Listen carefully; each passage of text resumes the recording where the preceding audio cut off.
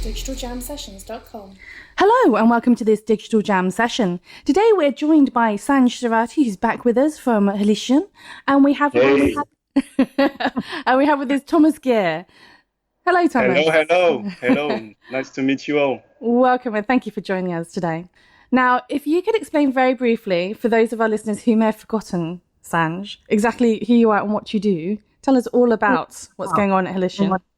Yeah, so my name's Sanj. I'm the experiential producer at Halicion. We are an innovation agency that was formed as a venture startup to explore and expand the role that technological innovation can play in communicating with today's new digital consumer. We're basically a group of technologists, producers and creatives that are just really interested in this relationship that digital has with the consumer. You know, we built fantastic, innovative installations, some of the biggest brands in the world, including Richemont, LVMH, the Swatch Group, and the Kering Group. Give you a bit of background on me. I started working in the music industry, developing an understanding of e-commerce and social trends within the web back in the late 90s. And from there, I started to help digital startups target the music industry professionals during the seismic shift of consumer habit evolution from physical product to digital. My kind of big claim to fame was I was part of the award-winning team that worked on the Tupac hologram at Coachella back in 2012, which won titanium at the Cannes Lions and, you know, broke digital PR records faster than anything before that. For me, you know, working within Halicion, I was introduced to luxury when I was working with holographic tech, and I worked for Burberry and did a hologram for them out in Beijing back in 2011. That was kind of my first step into working with, you know, fashion and luxury. And I met Halicion on a job that we did in Shanghai for Alfred Dunhill, which is a big show we did out for them. And my role as the experiential producer is really to, when it comes to deployment of the installations that we build, is to make sure that the experience is seamless and is beautiful. Okay. And you recently had a piece in the British Museum, is it? A dress? No, great one to talk about, actually. So that went live last week, and it's in the Science Museum, not the British Museum. Sorry, my bad. Similar, but, you know, one of them focuses on, the science. But we using data visualization and projection, we created an experience with a fantastic artist called Helen Story, Dr. Helen Story, which basically shows the migration of refugees in real time on a dress that's made out of an old refugee tent. And we're using real-time metadata that we're capturing, and we've written an algorithm that's helping to beautify that visualization in an interesting way. Very interesting work. And Thomas, why don't you tell us a little bit more about what you do and what you're up to? So hi everyone, I'm Thomas Gear, and basically I'm quite active in the virtual reality space. I'm pushing, first of all, a real estate VR application, which is on the HTC Vive, and what it does is quite special, is that it's enabling to have multi-users in the same virtual showroom to show new properties, basically. So people can interact through avatars, and one of them can show the space around, which is quite important, I think, in virtual reality. The fact that you bring social immersion to a space, so you can actually have a space which is better than the real life, and also has all the basics that you will have in a real environment. So that's, for example, having objects that you can actually grab and give to someone else, and being able to have a discussion with someone else. So that's one of the main things that we have actually put in place in this app. And the second thing is the mobility that now is possible in VR. So there is body tracking with the latest headsets, and it's also reproducing the real life movements, and that's reducing the risk of sickness, but also it's making people more immersed. So we've been working on that quite a lot. And it's two principles that we think are very important, not only in our business, but any kind of immersion where you really want to provide a really immersed feeling for the visitors. So that's one of the things I've been working on. And the other thing, and is through attending all the events and meeting people in the industry in the UK, I've noticed, and I'm not the only one, that there was a lot of fragmentation.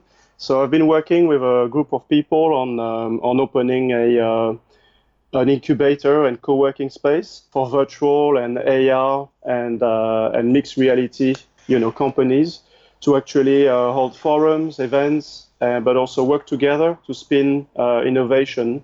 And we're planning to open this in November. So I want to talk about the future of collaborative and shared spaces.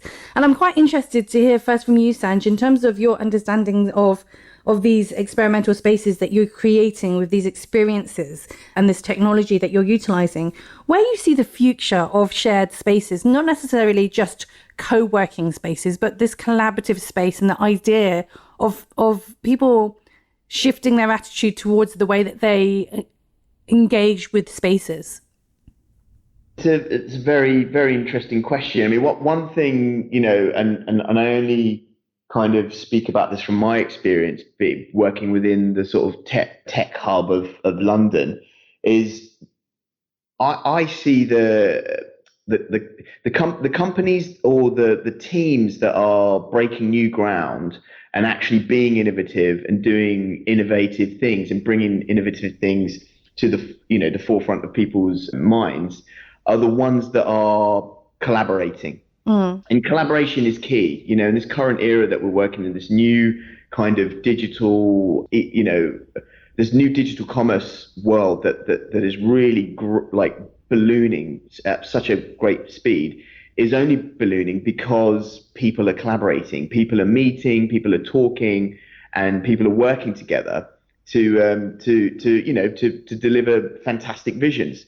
And it's the companies that aren't collaborating that are being really quite miserish, like a little bit like Scrooge with their IP and their creativity that are struggling, and they're having so many problems. And I've seen it, the 20 years I've been in the industry, the ones that are succeeding, the ones with smiles on their faces and shaking hands with other companies. So I strongly believe in collaborative space. I think it's the most important aspect of the business that we work in. So I'm curious because I think that there is a reflection of a trend when we look at co-working spaces and this idea of hot desking and the shift in attitude and mentality that people don't feel that they necessarily need to own the space themselves, but can occupy space temporarily and move on from that space.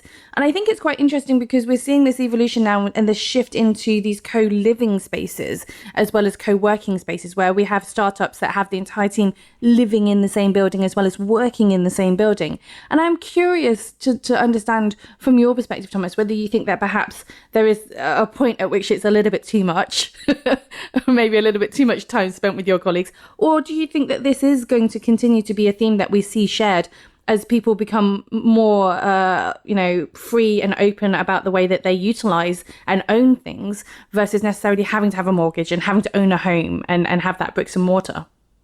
Very good question, actually. And just to come back a little bit to Sanjit, is completely agree with the collaborative mindset aspect of working and growing a project or a company. It's definitely the winning formula. And I think that people that are cagey or withholding all their IP or their idea are just going nowhere. Those spaces can help. But just to answer your question, I think that's one interesting thing that I've been noticing, for example, when you want to set up a space, is when you look, for example, at some co-working spaces. I'm not going to name them here, obviously, because it's a public program. But I think some of them are really don't have the culture, and they are not a vehicle for collaboration. They are just a physical open space, and that's very interesting to see the ones that actually are able to instill a sense of community and collaboration.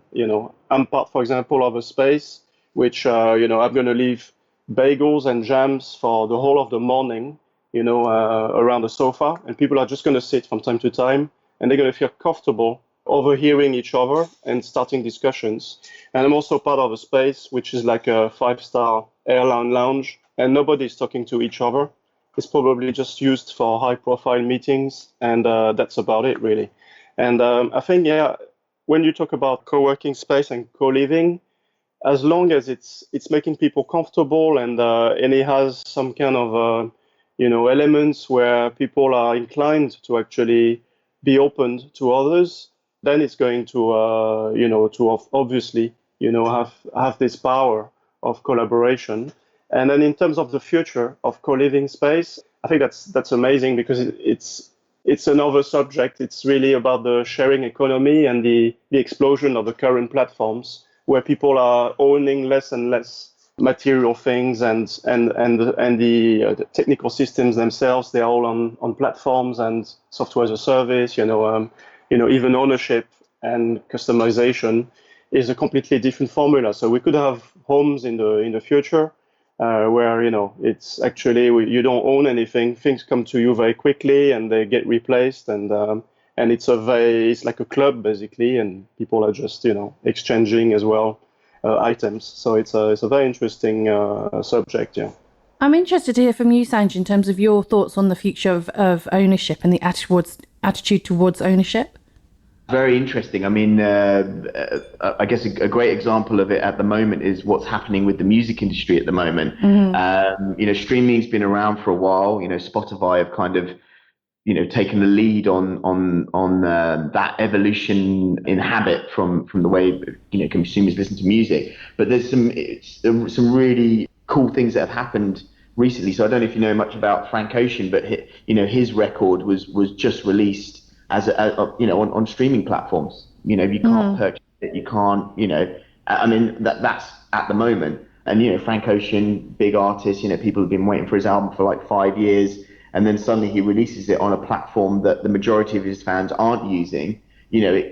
Does it make people, sign up to Apple Music? Does it make them, want to find it other ways? I don't know. It's people aren't owning things anymore, but yet they're still using things. I mean, one thing I will say is that this culture of not owning things is a great thing, but it's not right for everyone. It's right for some people. It's not right for other people. And that's the exciting space that we live in at the moment. There's, choice for that type of thing or not. I think that it's interesting that you say this because there is other examples of this with things like the Beyonce album going out on a very specific platform as well. And I think that we're seeing a lot of people owning content, but not owning a physical thing. And this isn't just for the music industry, but also for the film industry. And the amount of people now who are watching these movies, but they don't own a DVD anywhere. There's no, Blu-ray sitting in their home necessarily. In fact, they're just watching these things through Netflix or Amazon or, Apple TV. And so they don't physically own the content anymore. And it's interesting that attitude has been a very subtle shift in attitude, but it is one that nowadays it isn't really something that people get worried about, the fact that they don't own a stack of DVDs. They don't have a bunch of boxes in their home somewhere. And I am curious whether or not you see that extending into other areas, Thomas. So, for example, we're seeing with vehicles, we're seeing this attitude with things like Uber, and we're seeing this attitude with things like Airbnb to a certain extent. But do you think that this is going to be the type of thing that we see more of in terms of the way that people are working and the way that people are engaging with even their job roles, perhaps? Yeah, I think as there is more, as well, machine learning and more, actually customization of and databases of who we are and what we do best.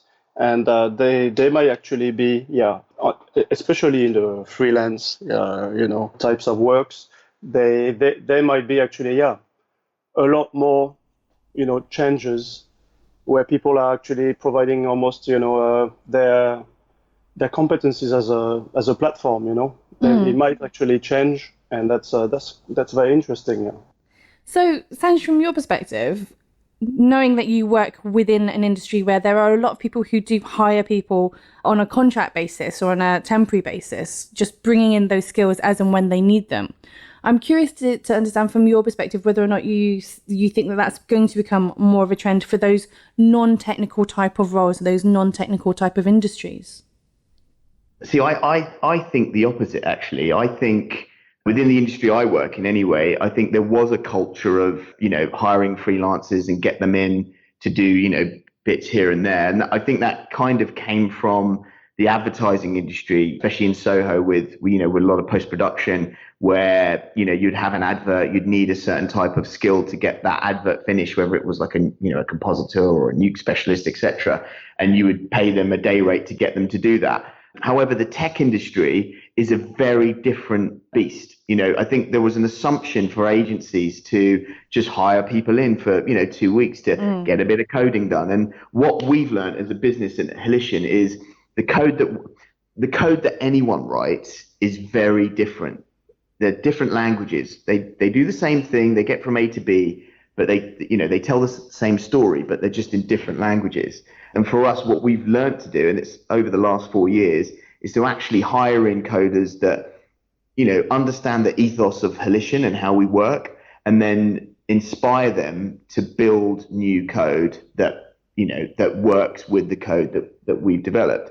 And that's within the industry we work in. And it's not to say that there's no merit in freelancers, but the reason why we've succeeded as a tech startup that's been going for 8 years now and is successful, we're a profitable business, is because we've actually nurtured that tech talent and not had to freelance these people in, because the talent isn't out there at the moment. When I say it isn't out there, in the post-production world, you'd meet a compositor or a new specialist that's, in their mid-30s, early 40s, and been doing it for 15, 20 years.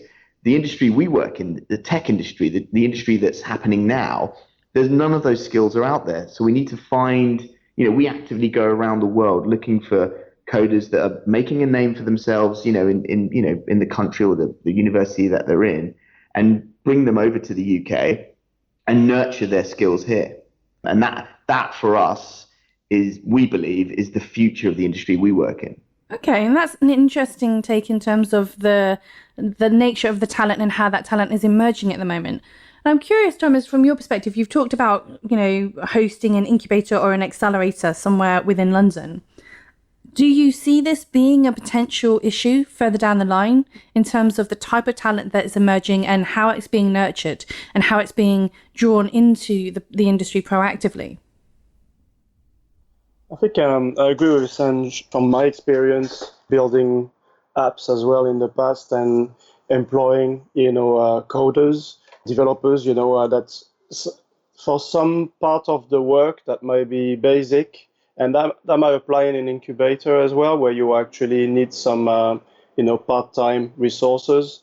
For some part of the coding, which is maybe the basic of the stack, which is maybe the database setup and those kind of things, which is not really the user experience and the way the user interface as well would be designed, which is much more relating to actually the company's culture. Like, for example, in Halition, they know which format is going to work the best and what the rest of the team as well have in mind. They will understand better what the project deliverables are, etc. So that's just an example. But just to say that I think it's okay to have a co-working space and using freelancers up to a certain level, and also depending of how much you have built as a company or a brand culture, and that you actually use it as a vehicle in your product.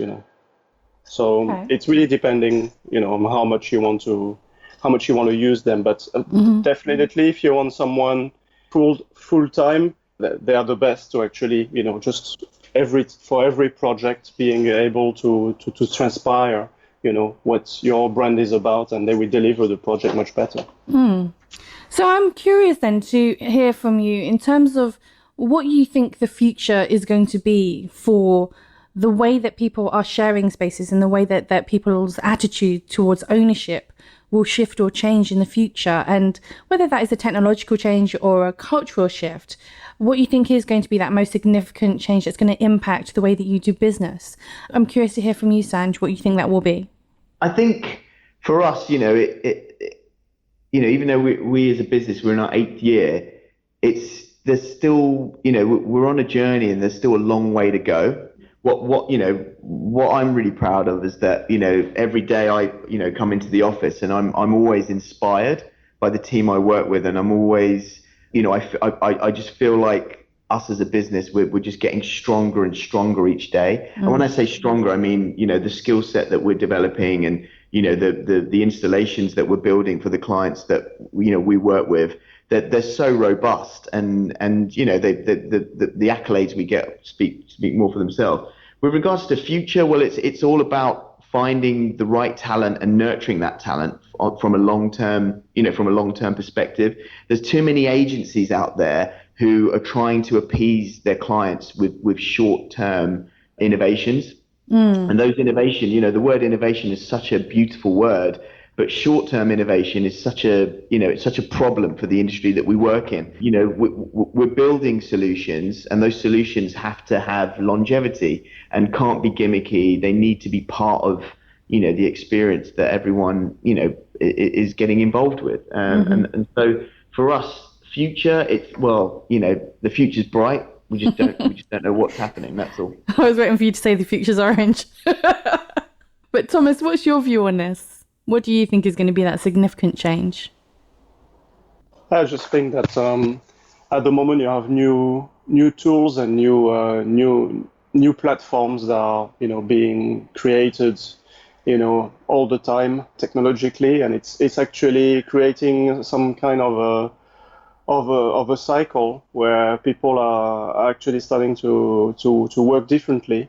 Obviously, there's a much bigger freelance model that has started, and to me, it seems that it might be endangering and making it more difficult for companies to actually create a culture and to actually recruit talent that are keen to actually learn about the culture and make a startup or an existing company stronger. And that's one of the thread I can see in this kind of change that we've been seeing now recently, but also it's bringing a lot of collaboration, so that might actually be very useful for innovation as well. So it's just bringing when I think it's case by case, and for someone has a business or is in the space is being able to utilize those two as a balance and being able to just play with the two basically. But